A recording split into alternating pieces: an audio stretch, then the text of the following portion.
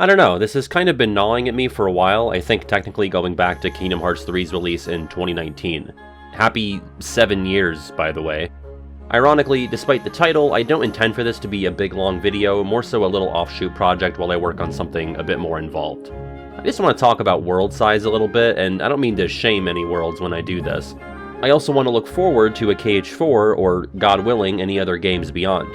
I'm usually a lot more past-oriented on this channel, but I have to admit I've started having KH4 dreams in the past year.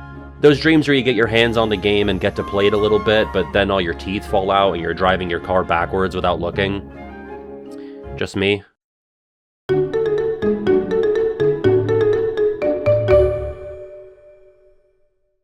The most dedicated and astute viewers may be able to point out that I have yet to do a world ranking video for KH3, and that can mostly be blamed on just wanting to do other things more. But there's also another factor at play, which is that my opinions on KH3's worlds shift around to some degree each time I come back to it. More so than when I revisit a KH1 or 2 or any various non-numbered games. At the center of these ever-shifting sands are two worlds, the Caribbean and San Francisco. Now, spoilers for that video I haven't made yet, but I feel pretty confident about having the Caribbean above San Fran. I'm more so unsure about these worlds' positions in relation to the rest of the game's roster. So obviously, the majority of worlds in KH3 are, or at least feel, bigger than their predecessors. But when you think about the quote-unquote big worlds in this game, the two that stand larger and in charger than the rest are the Caribbean and San Francisco. I think the game is going for a purposeful, heightened sense of freedom when exploring these places, aided by having even fewer loading screens and room transitions when compared to the rest of the game. For lack of a better term, they feel open-worldy. Granted, put something like KH2 Halloween Town up against Kingdom of Corona or Toy Box, and those worlds feel open-worldy by comparison, but those KH3 worlds are the Halloween Towns of this game when compared to our relatively vast ocean or sprawling city. Up until this point in the series, there haven't been any worlds quite like Hiro's hometown or the artist formerly known as Port Royal. If you took one of these worlds and had to pick which world in the franchise is most similar to it, you'd basically have to pick the other, and yet they're simultaneously quite different from each other. They both take this open-world light approach, but I think one does it vastly better than the other. It would seem that the masses, at least in my neck of the fandom, might agree, as when I surveyed my audience on their favorite KH worlds, the Caribbean, using one of its many cannons, blew San Francisco out of the water. The Caribbean scored just over 1,600 votes, earning it a 5th place finish out of every world in the series. It was even contending with some heavy-hitting KH original worlds as well. Meanwhile, San Francisco settled in at 33rd place, only securing 184 votes. Of course, I wouldn't say that this vote discrepancy solely comes down to how these worlds are physically designed. Viewers wrote in with tons of different justifications for their choices, but one of these points that did come up consistently was world design. I mainly just want to talk about why I personally think the Caribbean handles itself better than San Fran, as well as my trepidations regarding this design philosophy in a game like Kingdom Hearts 4. Let's begin by comparing the two worlds, which is a topic of conversation I've been observing since the game came out in 2019. Well, to start, San Francisco is lying in its Tinder profile. It's fake big. Okay, maybe that's not entirely true, it's probably more accurate to say that it's fake deep. Because obviously the world is pretty expansive by KH standards, but I don't think I'm breaking any new ground here to point out that despite the supposed scope of the city, there isn't actually a ton to do. Part of that comes down to the kind of game Kingdom Hearts is. This isn't Liberty City, and we can't go bowling with Fred or bet on bot fights, but like, maybe we should have that? I guess I'm saying don't have a big city if there's not a bunch of big city stuff to do in it. But I also sort of feel this way about any game that uses a large city as its primary setting. There's only so much juice to squeeze out of this environment, and maybe because big cities are something we have in the real world, something that I've been to, I end up finding them kind of mundane. In places like that, and including San Francisco, I find that everything just kind of blends together into this metropolitan mush. There are landmarks here and there, but there can only be so many, and you've got to fill the space in between those landmarks, and go figure, that's easier said than done. I wouldn't say that San Francisco is boring or uninspired, but I don't feel like what it has to offer in its moment-to-moment gameplay or exploration really justifies its scope. I think it's really cool to come back to San Fran once you've got glides so you can take in the sights at your leisure. On a visual level, I think the world is actually phenomenal, especially at night. But we've got this big city with 3 districts, and yet I feel like there was ultimately more to do in the first, much smaller city with 3 districts that Sora visited on its journey. Wow, Regular Pat thinks Kingdom Hearts 1 did something well. Fork found in kitchen. At what point do we all accept I've flanderized myself? But no, I'm not just saying that to say it, I do mean it. Again, this is no groundshaker take, I'm not exactly using Terra's default Keyblade here, but world size does not equal depth. Despite taking up less physical space, something like Traverse Town feels like it has more intentionality in its structure. Things like the postcards, the fire door, the unlockable shortcut from the 3rd to 1st district, the exposed wires that connect to the gizmo shop, the interconnectedness of the areas. For me, they make this environment feel more fleshed out and interesting to explore in spite of its size. In contrast, outside of the story visit, about 2/3 of the main activities in San Francisco amount to looking for lucky emblems and treasure chests. Of course, you're also doing this stuff in every other KH3 world, but this world essentially cranks things up to needle in haystack levels. As pretty as the city can be, I could not be paid to try and find these things without outside assistance. The other worlds, sure, because I don't have to develop some kind of grid system to search every city block. The collecting aspects of San Francisco feel like a prime example of that late 2010s into 20s open world-itis that a lot of franchises have fallen victim to. Just having things in a big area for the sake of having them, checking off some list as you get them, and second screening it with a guide that some underpaid gaming outlet freelancer put together. My tinfoil head adornment theory is that open world game devs are in bed with your IGNs and polygons. Put stuff in your game that no self-respecting or time-conscious player would find on their own and drive them to these websites for ad revenue. And then maybe the outlets scored the game higher than they would've, I don't know, it's a working theory. Point is, I personally don't find it fun to use a guide to locate those final, pesky, evasive emblems or chests, and I also don't find it fun to tear my hair out looking for them on my own, which leads me to think that fun was never really an option here. I'm veering a bit off topic, but I think the issue also ties in with every little thing being a markable, countable quantity that's kept track of in a journal. If you tie a reward or even an out-of-game trophy or achievement to finding every single thing, the process will almost always end up taking you down the online path to help you clean up the things you don't have the time or energy to find by yourself. And you get a reward at the end, but the reward rarely ever feels proportional to the effort that it would have taken to find everything on your own. It often feels proportional to the energy you expended googling the things you missed and turning your neck from one screen to another over and over. So at that point, what are we even doing this for? This is why I think Breath of the Wild actually nailed it, and you can technically probably point to Breath of the Wild for helping propagate these open world spaces in games that don't really need them, and I say that as someone who adores Breath of the Wild. But that game had 900 collectibles in the form of Korok seeds, and sure, there is something for finding them all, but it's literally a useless pile of shit. But additionally, and far more importantly, you're rewarded incrementally for finding chunk after chunk of them until the juice stops being worth the squeeze, and the player either only hunts for them naturally, or goes full completionist and looks them up, but more likely balks at the prospect upon learning the final reward. Maybe this approach is harder to implement in something like a KH3, which has 90 emblems to Zelda's 900 seeds, but I do think this is a clever way to handle throwing a bunch of collectibles into a large environment. I know San Francisco is only a fraction of just one Breath of the Wild region, but I think the philosophy there can still be scaled down.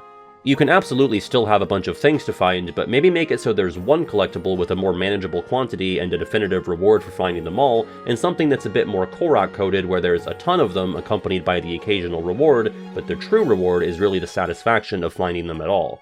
And surprise surprise, this is kind of how things worked in KH1. You had the Dalmatians and the Trinity Marks, 33 and 46 collectibles respectively that Jiminy kept track of in his journal. In the Dalmatians case, you were rewarded incrementally with a super special big reward for finding all of them. The Trinities reward you on the spot, sometimes with game progress, but more often optional goodies, albeit with no in-game reward for getting all 46. However, as of the remix, there are also out-of-game achievements for finding all the puppies and Trinities. But then you've got treasure chests, which unlike almost every other game in the series, Jiminy could not be arsed to care about in KH1. There is no in-game tracker for what you've collected. That may annoy some, but there's no big in-game reward for opening them all, and there's no achievement for finding them all either, just for finding 100.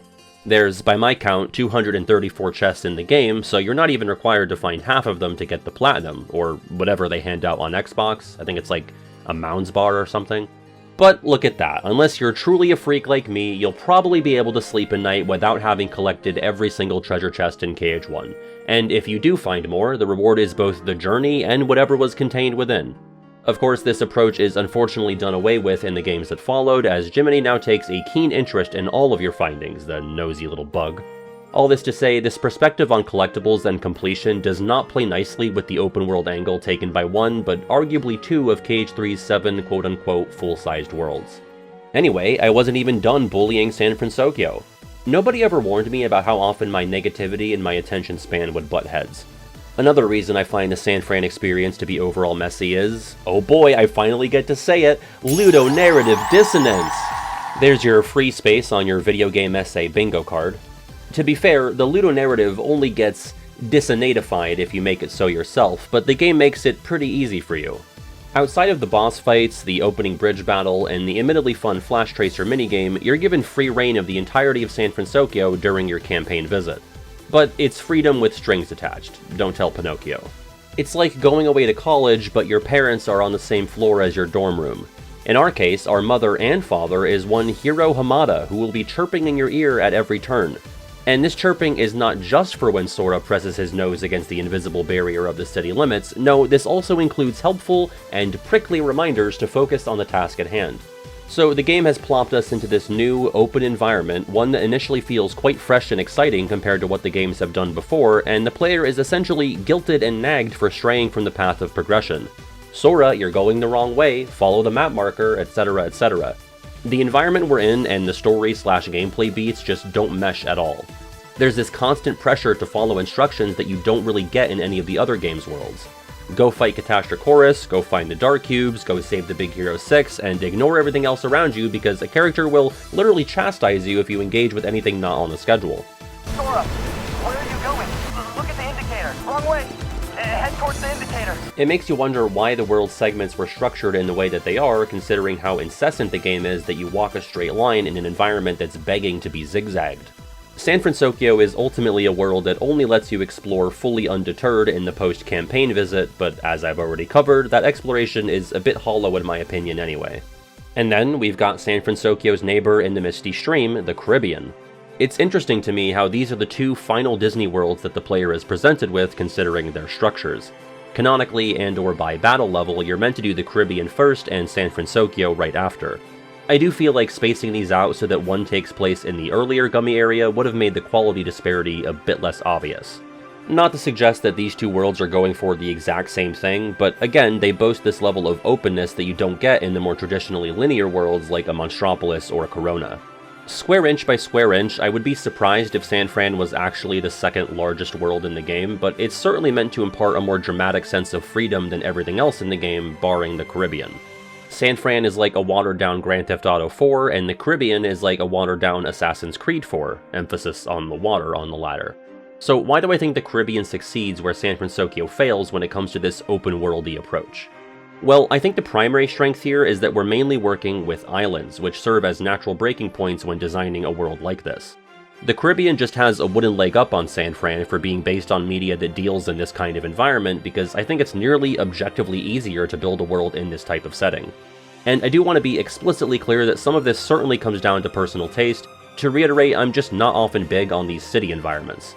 I played both of the Pokemon Legends games and definitely preferred the setting of Arceus over ZA because the former felt distinct and varied, whereas the latter, while having some fun verticality-heavy moments, kind of all blended together for me.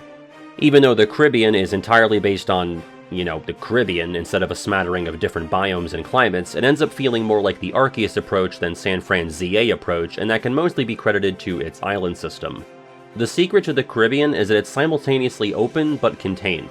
It's literally Port Royal from KH2 again, but now you have actual playable travel in between the major points of interest, and this time there's more than 3 or 4 points. You might run into a fleet of Heartless ships, or even a big boss ship on your way to whatever island you've set course for. Whether they're welcome or not, they're actual surprises, not just scripted ambushes that stop feeling like ambushes when you can schedule "this is when an ambush happens" in your ambush calendar. Anyway, breaking up the land-based portions of this world into islands essentially lets the game do a mini reset and poop deck shuffle on what kind of physical space the player gets presented with. You might get a layered environment like Sandbar Isle with some swimmable areas, a big series of underwater caves in the Huddled Isles, or of course the bustling harbor town that is Port Royal. Because of the island's more contained nature, the goals of exploration are much more obvious and finite, and will likely lead to less meandering and walkthrough fatigue when it comes to collectibles. This is all harder to pull off in a big, fully contiguous city. There are certainly visually distinct areas in San Francisco, like the park for example, but they aren't large or detached enough from the rest of the world to feel like fully fleshed out areas. And this probably goes without saying, but things are naturally going to feel cooler and more grandiose when you have a pirate ship. It's safe to say even Sora would agree with that. God, please don't ever allow me to rank the worlds by how much I think Sora enjoyed them.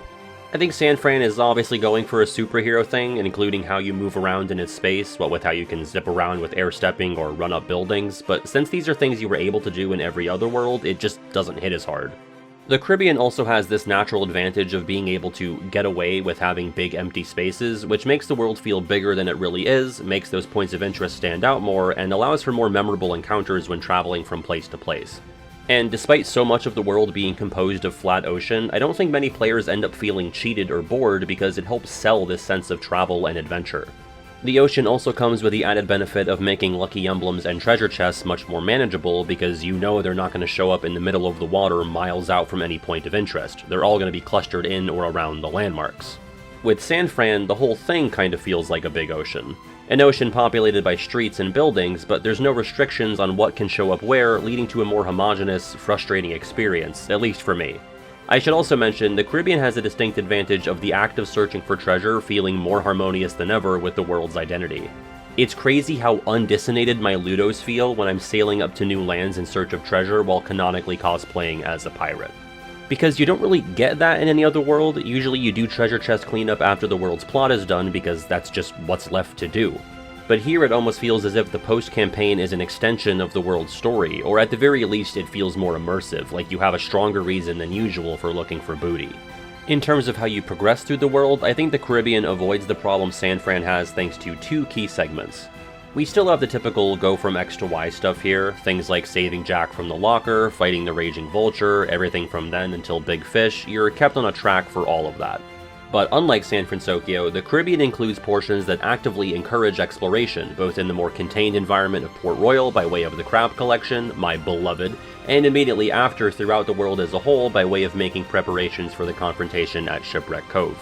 Of course, you can just head straight to the Davy Jones fight right after you get diagnosed with crabs, but you'll definitely have an easier time with the boat battles if you do some additional hunting throughout the ocean and islands. Or, even if you don't care about leveling up the ship further, you're still just given a chunk of time during the campaign visit to explore freely without the most swirlyable, locker-shove-inable character in the Disney canon nagging at you. Granted, Donald and Goofy will still remind Sora that he needs to head to Shipwreck Cove, but it's not quite as bad here, since, to my knowledge, they only do this when you're sailing and not when you're exploring the islands. But also, I'm biased.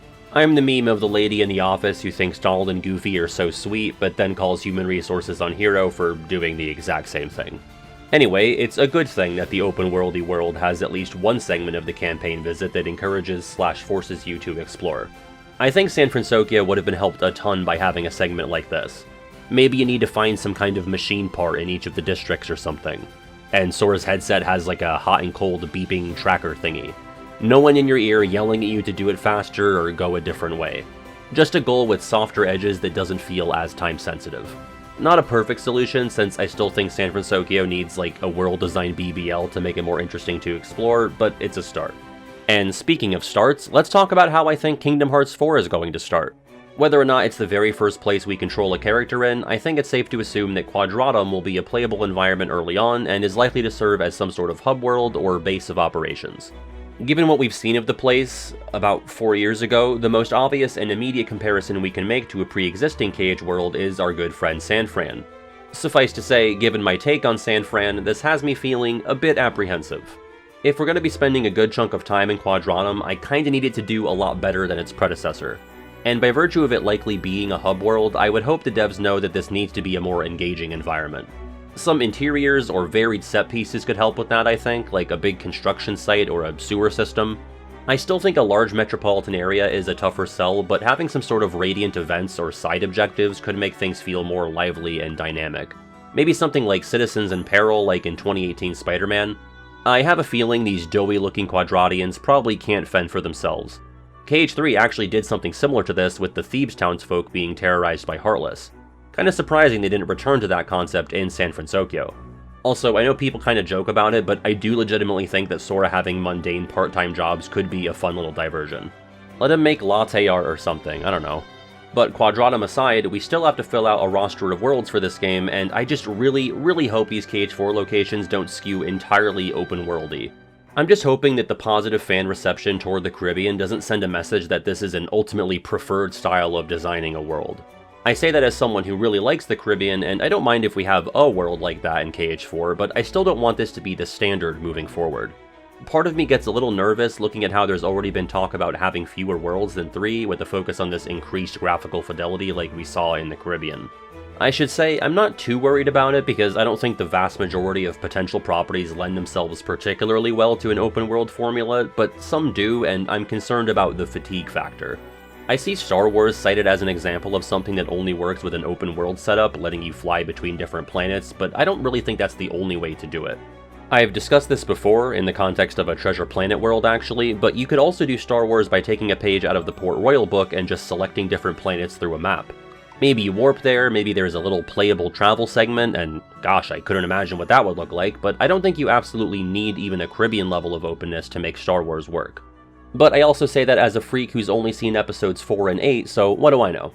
On the other hand, sorry Luke, you've got a big contender for a world in the form of Moana, and I do struggle to imagine what that would look like without having at least some autonomy in an ocean space. But then you run into the trouble of not making it feel like a complete retread of the Caribbean. Again, they could take that Port Royal route of using a map system, but I think that works better when you're dealing with at least a handful of recognizable plot-relevant locations. It's been a while since I've seen Moana, but I don't remember a ton of actual environments outside of Ma'anui. There's Tamatoa's lair and the ship with the little coconut guys, but in terms of islands, I reckon they'd have to invent some stuff just like they did with the Caribbean. Then we have one of my personal biggest wants for a KH world, and another that I think is decently likely, Coco. I think this one could go either way, but I lean towards this working better as a more contained environment. I kind of envision a sort of Galaxy Toys approach for the Land of the Dead. They'd probably need to invent some spaces and flesh out the geography of the city, but they've been taking plenty of creative liberties since 2002. All in all, I just don't want the series to go full tilt on the open world philosophy, even if it's more in the vein of the KH3 outing that I preferred. I personally am a little fatigued with the general open world trend in modern gaming, and the last thing I want to do when playing a new KH game is roll my eyes and plod through an environment that's a mile wide and an inch deep.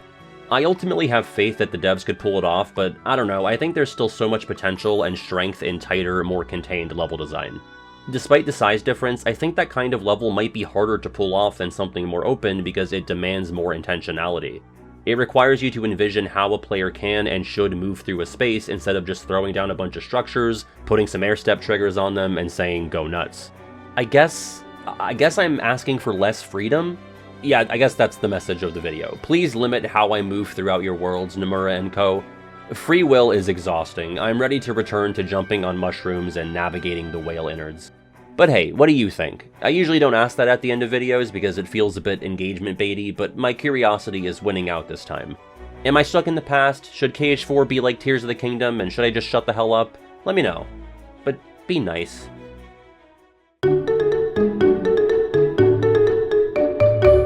Froggy? Hey, thank you so much for watching. I got a couple things I want to say to you folks that make it to the outro, but really quick, I do want to say if you did enjoy, it would mean a lot if you would consider doing a like, a subscribe, you know the drill. I guess most importantly, I have recently introduced a $1 tier on my Patreon at patreon.com/regularpat. Think of it as like a tip jar tier. You get your name in the credits. I know a lot of people look at a Patreon and go, well, you know, all these extra features and additional content is cool and all, but I don't think I'm that invested, or I don't think I'll, you know, have the time to really watch this extra stuff, but I would still like to support. So that's why I added this new tier. Someone told me that I should go to hell for doing that. Or that they hope there's a hell for when I die, because I'm trying to squeeze every last penny out of my my audience. Yes, you've caught me. That's what I'm trying to do. Please do not care about your own well-being. Support my videos. But yeah, I hope you liked that. Obviously, it was more of a video essay type thing, which I feel like I haven't really done in quite a while. I've been wanting to talk about the subject for years now. I had an unreasonable amount of writer's block on this, and if you're a patron or you watch me on Twitch, you already know why. But it was not my plan to not have anything scripted out this deep into the year, and I really do apologize for that. It really was like my worst stretch of lack of productivity since I started doing this. 2026 got off to a bit of a rough start for me, and so that, coupled with how the world has just been these past couple of months, I think I just sort of like retreated into a little shell of like escapism, and I just Anytime I tried to work, my brain was silent and by itself, and I didn't like that, and so I would just retreat to something stimulating. And I finally kind of got over the hump. All this to say, I had plenty of resolutions about wanting to be more efficient and more on top of things and more consistent this year, and I just had trouble getting going on that because I was sad, and I'm still sad, but managing. And I recognize that I'm in such a position of privilege to be able to not get work done because I'm bummed out. I do not take that for granted at all, and it's because of people watching and pledging on Patreon and sharing the videos that I have that luxury.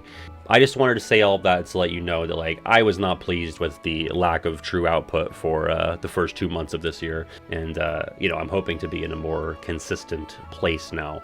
That's all. I just wanted you to know where I've been at. I hope you have a great rest of your day or night whenever you're watching this, and I will see you in the next one. Take it easy.